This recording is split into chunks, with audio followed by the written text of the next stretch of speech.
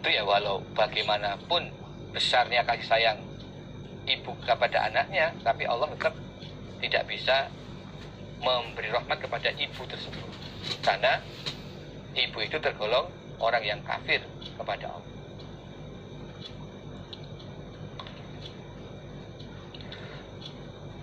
Nah, demikianlah dari hadis ini kita dapat mengetahui betapa berharganya keimanan yang Allah anugerahkan dalam hati kita. Iman kepada Allah, iman kepada para malaikat Allah, iman kepada kitab suci yang Allah turunkan. Nah, termasuk juga hadis Nabi, ini juga bagian dari wahyu Allah, walaupun bukan termasuk dalam kitab suci, tetapi juga bagian dari wahyu Allah yang wajib kita iman padanya sebagai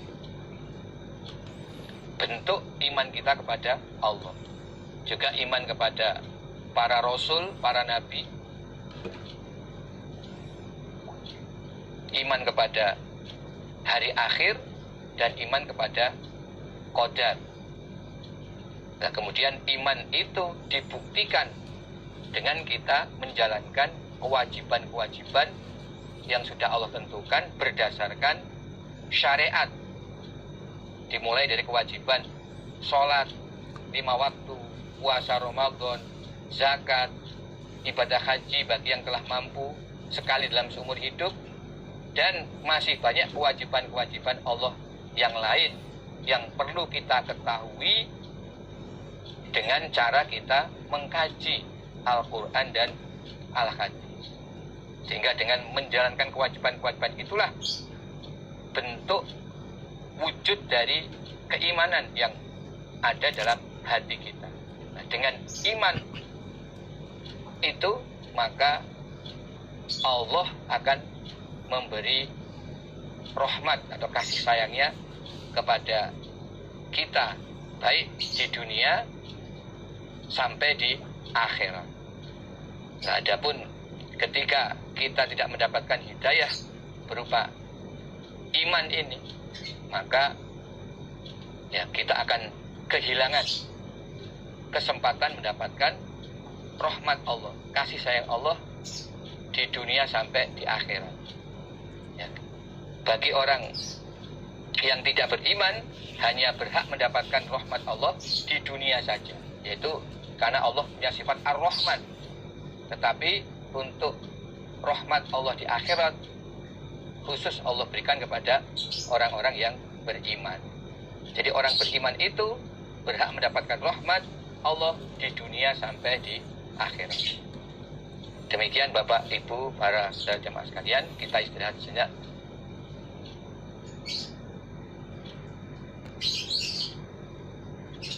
Mari kita lanjutkan. Bismillahirrahmanirrahim. Haddatsana Yazid haddatsana Hammad bin Salamah an Asim bin Abi Najud an Abi Shalih an Abi Hurairah radhiyallahu an qala Rasulullah sallallahu alaihi wasallam, innallaha, sesungguhnya Allah, la yarfa'u, niscaya mengangkat siapa Allah, ad-darajata, pada derajat, lil abdi sholih, bagi hamba yang sholih, yaitu hamba yang beriman, fil jannati, di dalam surga. Fayaqulu, maka berkata hamba, ya Rabbi, wahai Tuhanku, anna li hadhihi, bagaimanakah li bagiku, hadhihi, ini derajat. Fayaqulu, maka berfirman Allah, istighfari waladik, sebab istighfarnya atau memintakan ampunnya waladika, anakmu, laka, kepadamu. Allah mengangkat derajat seorang hamba yang solih atau hamba yang beriman di dalam surga. Jadi contohnya seorang hamba yang beriman, menurut hisaban amalnya dia mendapat derajat ke 60, surga tingkat 60. Nah, tiba-tiba dia dimasukkan ke surga tingkat 90. Jadi ada kenaikan 30 derajat. Maka hamba yang solih tersebut berkata kepada Allah, "Wahai Allah, bagaimana saya bisa mendapatkan derajat yang setinggi ini? Kalau berdasarkan hisaban hanya tingkat 60 saya ini. Tapi kok bisa dapat surga tingkat 90? Karena apa?" Allah menjawab, tingginya derajat itu karena anakmu yang memintakan ampun kepadamu. Di tingginya derajat adalah sebab istighfarnya anakmu terhadapmu. Ketika engkau meninggal dunia,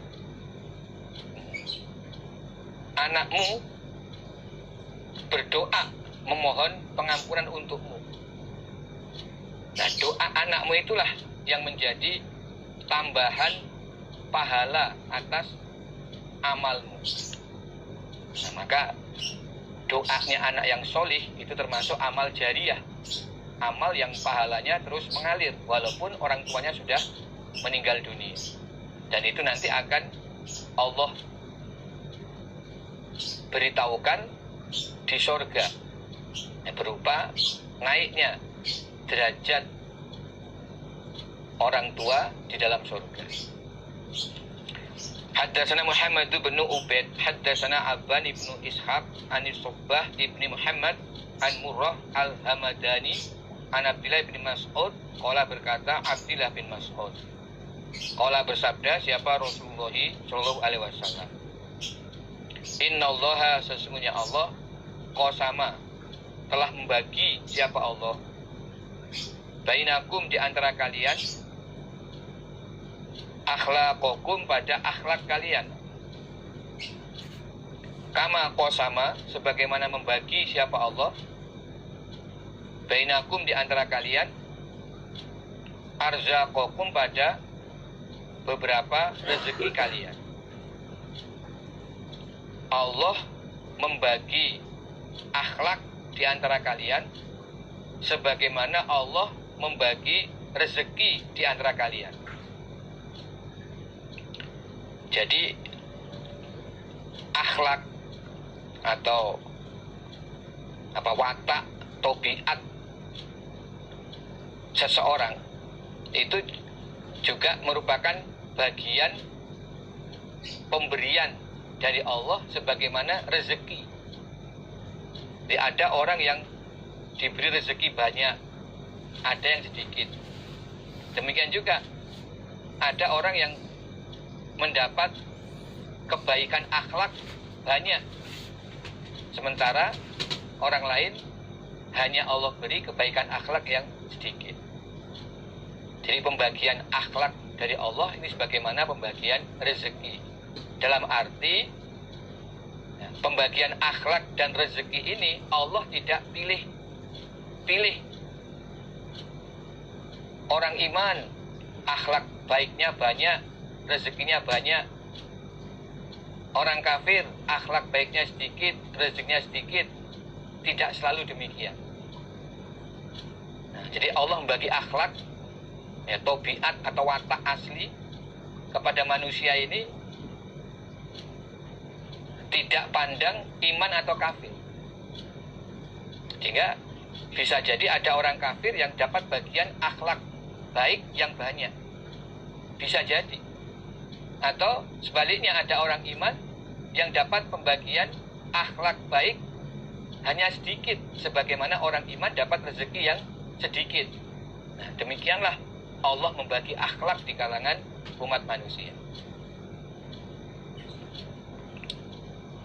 Wa inallah, dan sesungguhnya Allah, yu'ti, memberi siapa Allah, ad-dunya, pada dunia, man, kepada orang, yuhibbu, yang senang siapa Allah, waman, dan kepada orang, la yuhibbu, yang tidak senang siapa Allah.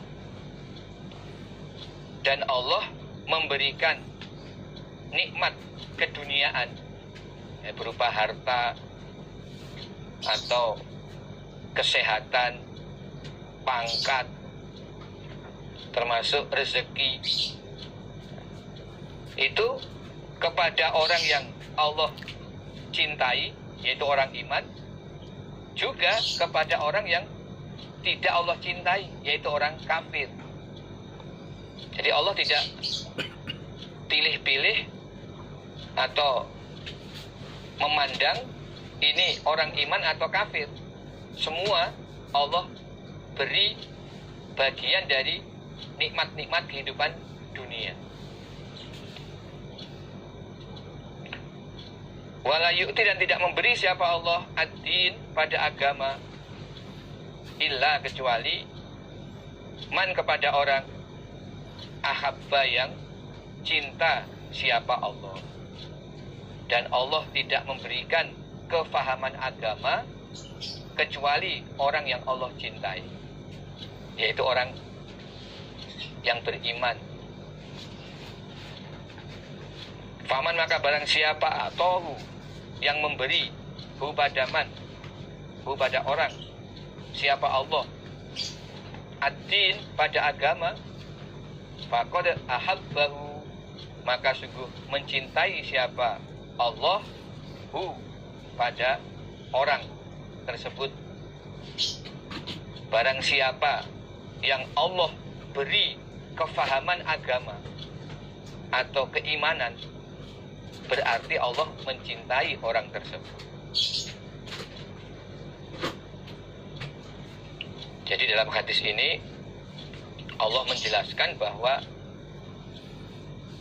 pemberian Allah berupa keimanan atau agama hanya Allah berikan khusus kepada orang yang Allah cintai. Sedangkan pemberian Allah berupa kenikmatan-kenikmatan dunia, termasuk rezeki dan akhlak atau watak atau tabiat, itu Allah berikan kepada semua manusia, dengan Allah tidak membedakan antara orang iman dan kafir.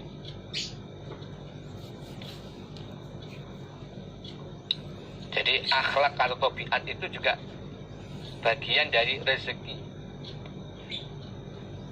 Nah, hanya bagi orang iman, ya, dengan imannya kepada Allah, kemudian menumbuhkan rasa takwa kepada Allah, akan bisa memperbaiki akhlaknya. Jadi orang iman, akhlaknya itu bisa berubah dengan keimanan, ketakwaan yang Allah berikan. Dan memang seharusnya orang iman menerapkan akhlakul karimah itu atas dasar keimanan dan niat untuk mencari pahala. Jadi bukan sekedar menerapkan akhlak, tabiat semata. Karena kalau hanya